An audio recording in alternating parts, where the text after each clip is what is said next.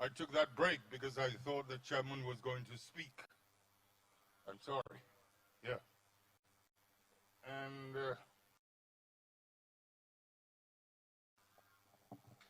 for those of you who are wondering about this Moses brush, maybe we'll call it Moses brew.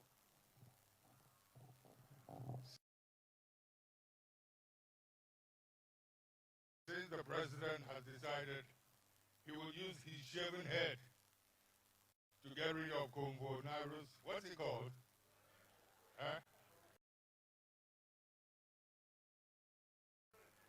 COVID-19. Whatever. I will use Moses brush to get rid of it. And when it happens, then I think we can go back to our normal looks. My fellow countrymen and women,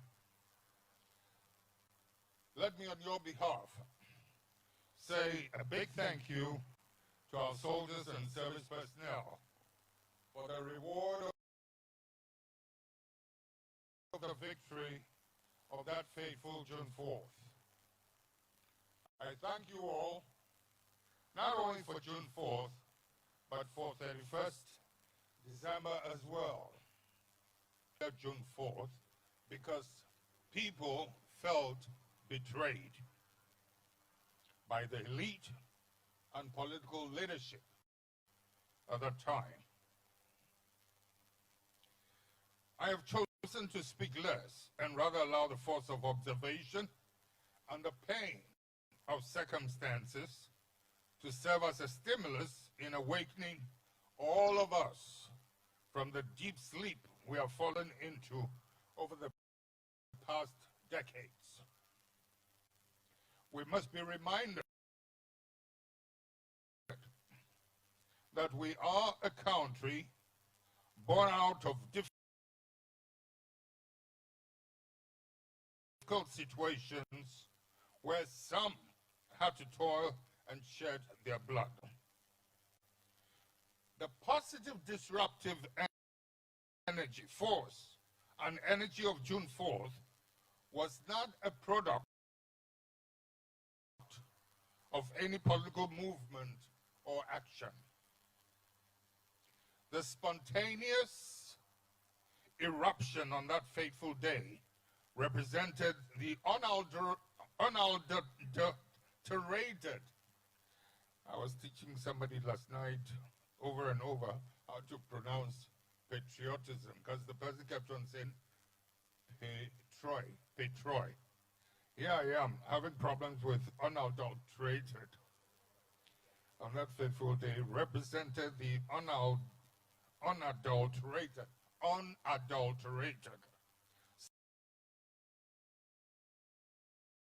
spirit of liberation that was collectively sought after as a nation on the brink of collapse. Nothing more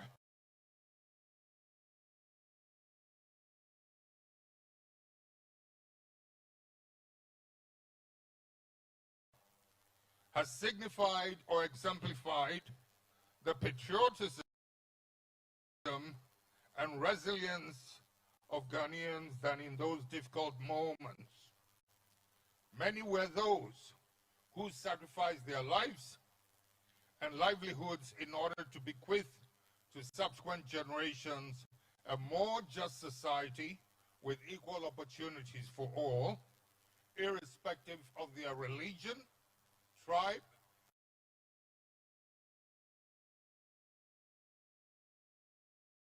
ethnicity, political, or educational status. We must never forget our past, nor erase the memories of where we came from.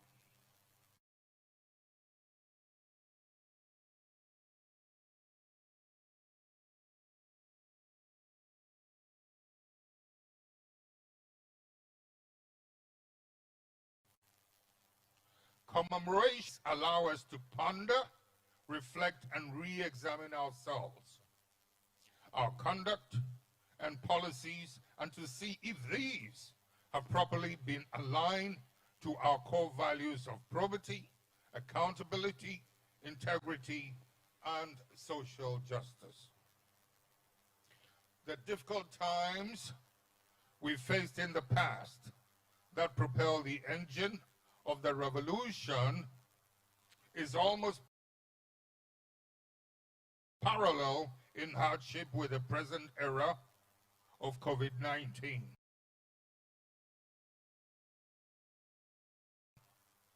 But the question is, do we have the same mental fortitude and integrity that would enable us to survive the circumstances of today's trials?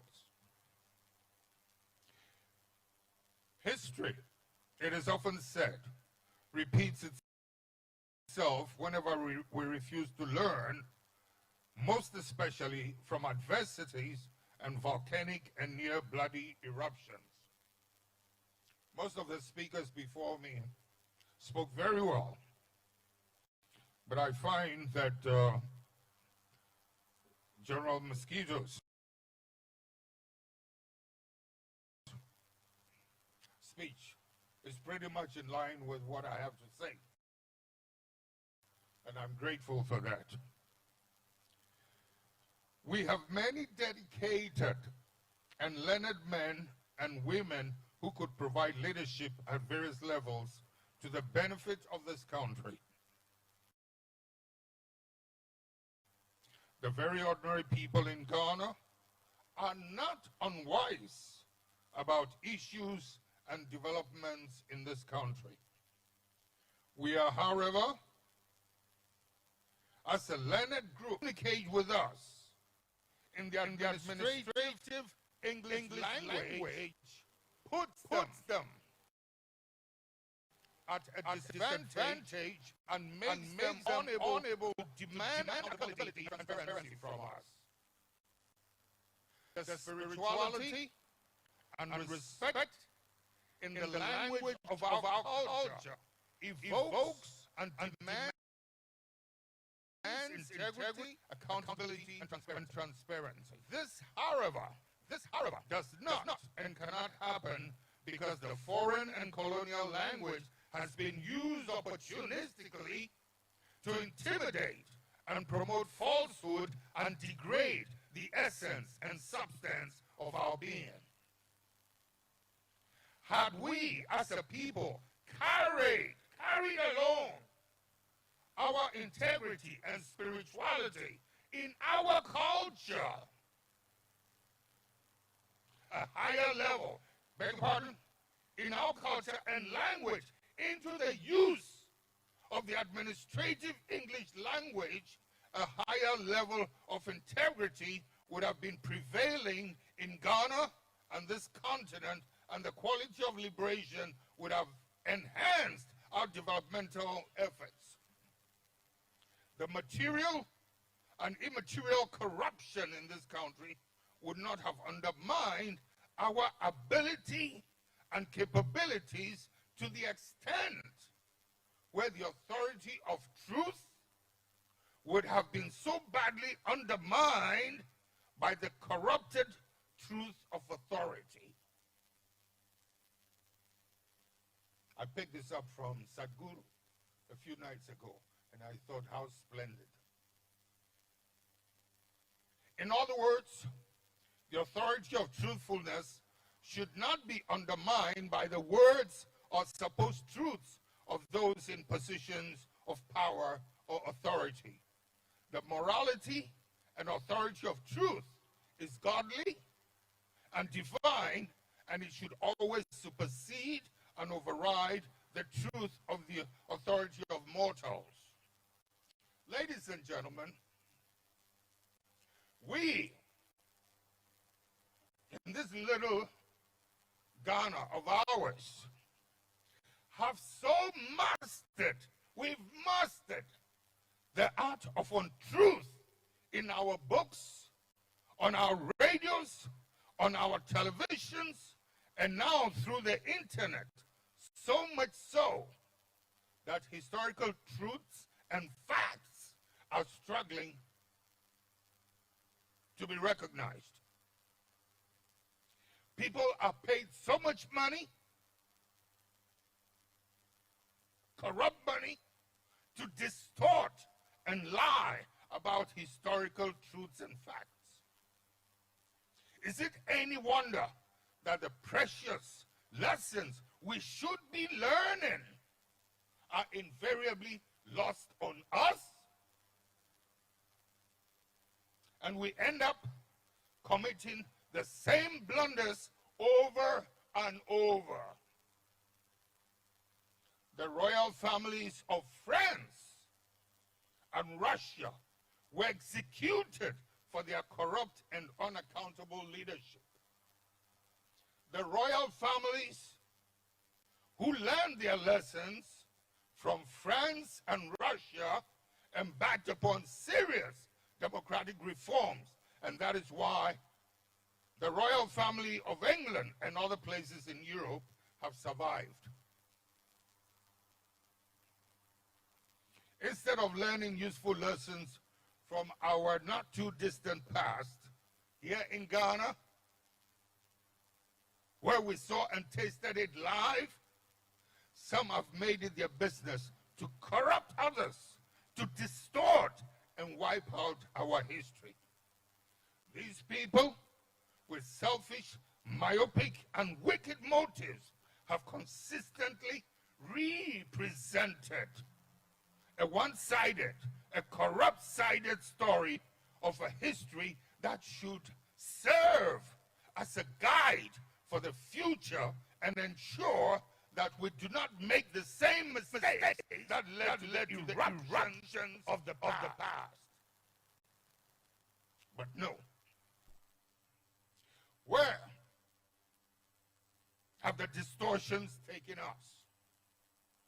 What has the failure to tell the truth done to us? Has it not brought us right back almost to where we started? We have rather belittled the national psyche. We could have been far richer socially, culturally, and economically. But for our negative desire to destroy the inspirational history that could have lifted us onto another pedestal. It's an old man's cough. It's not coronavirus.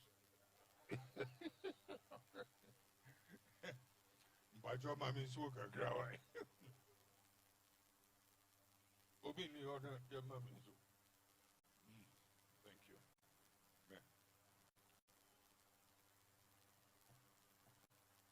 Thank you. Madam Z. Is that Z? But that's here. You think I couldn't recognize you? She thinks I'm getting old. So without my glasses, I can't see. But she doesn't know I've got my glasses on. Can't she see I've got my glasses on? Wanonyi, she did an interview on Nigerian television. You should see it. She was a sight to behold. I'm really proud of this lady, you know. But she's a rock iron ass. Oh, so far. Move bread.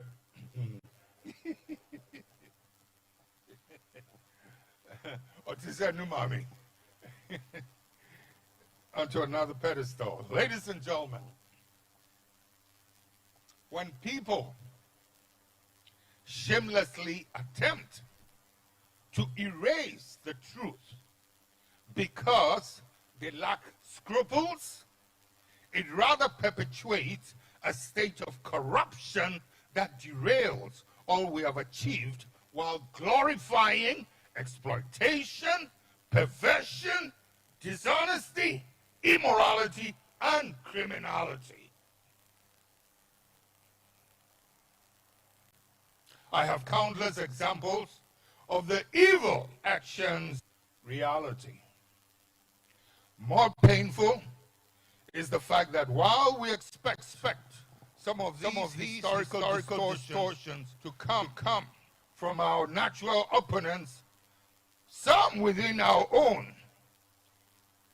persistently have decided it was time to join the bandwagon and rewrite the history that birthed our political culture.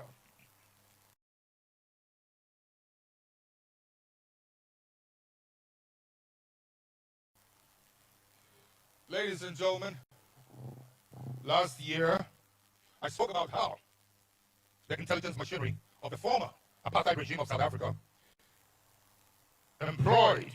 used to pay treacherous black African characters from our countries to continue misbehaving. They served disinformation. Because the post-apartheid leadership of South Africa has been silent about some of these traitors,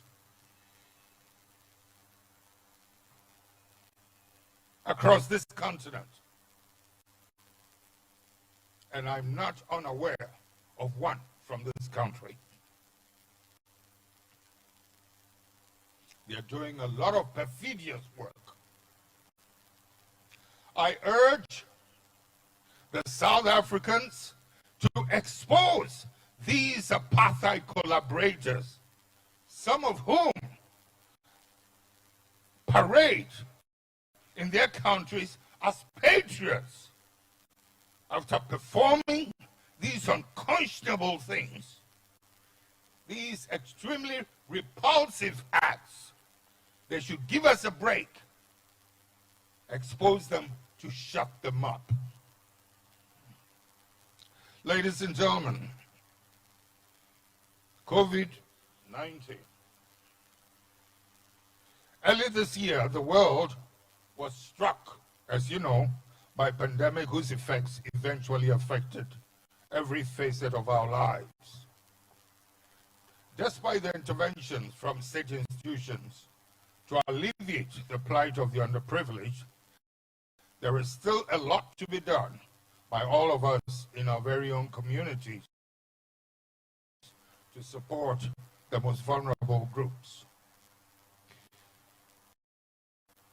The health force across the country, some of whom have been infected with the virus, in the line of duty have taught us a sense of purpose, selflessness, commitment, dedication, and patriotism. I commend all health workers, as well as all other frontline workers, for proving equal to the task in this defining moment of ours. Fellow compatriots, we have hurt our own by institutionalizing corruption for far too long, given a little few the access to amass wealth at the risk of the livelihood of the ordinary people who are languishing in poverty and misery. Ladies and gentlemen, national monuments, groups, events, institutions, and important state assets are labeled after some very deserving individuals to inspire and direct subsequent generations on the good path they must emulate, namely courage, the spirit of patriotism, resilience, and integrity. In some instances, it serves as a crucial reminder for history's defining moments.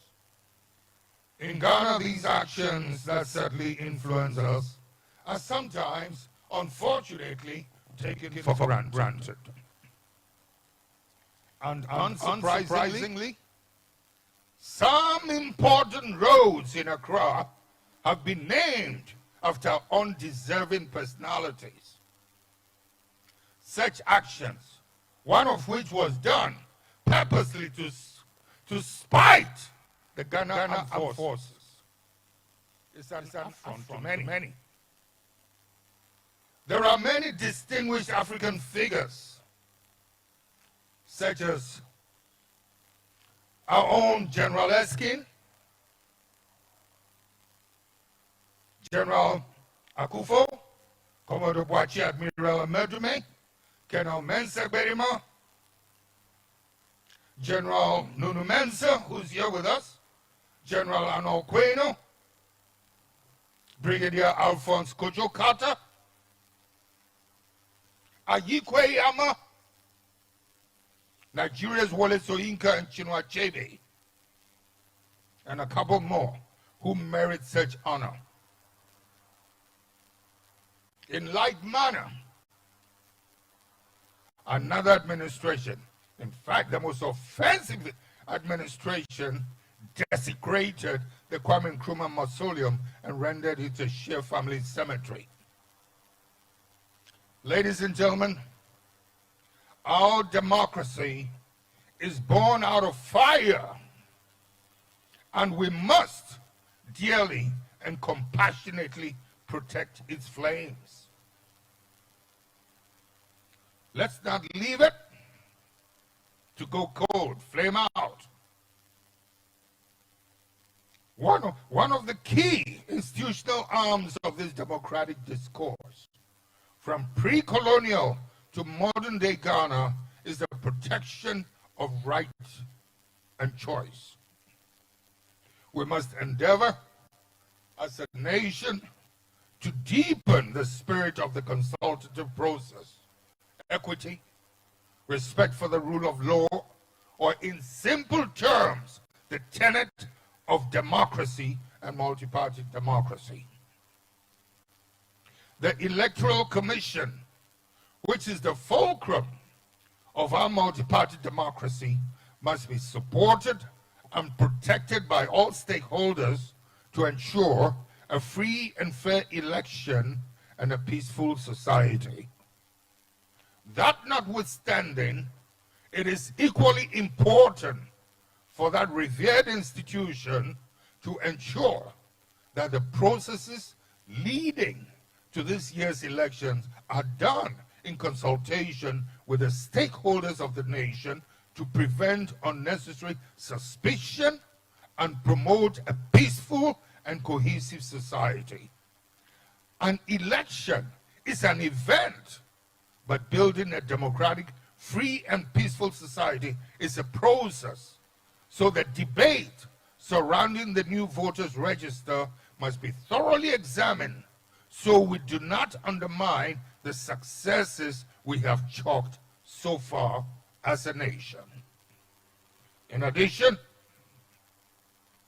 the constitutional mandate of the Electoral Commission must be respected by all.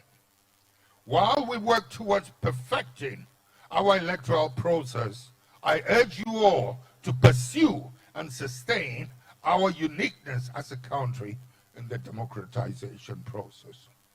The sanctity of the right of choice is not a matter we can compromise on. That sanctity must be preserved at all costs.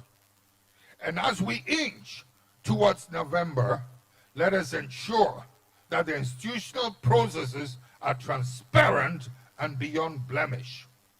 Freedom and justice is not abstract. It is very much related to the sanctity of the right of choice. Those who are eligible to exercise that right of choice should not and cannot be disenfranchised by dictates that defeat one's right to vote. The sanctity of justice should be preserved and protected, with all of us being subject to the practice of what is just. An unjust society deepens the iniquities that exist. The patriotic zeal that gave birth to June 4 is one that cannot be extinguished. Any attempt to compromise on the ideals of probity, accountability, and integrity in our everyday lives is an attempt to snuff out the light that was lit 41 years ago. Let us honor the memories of those who laid down their lives liberating Ghana. This has been a fairly short address.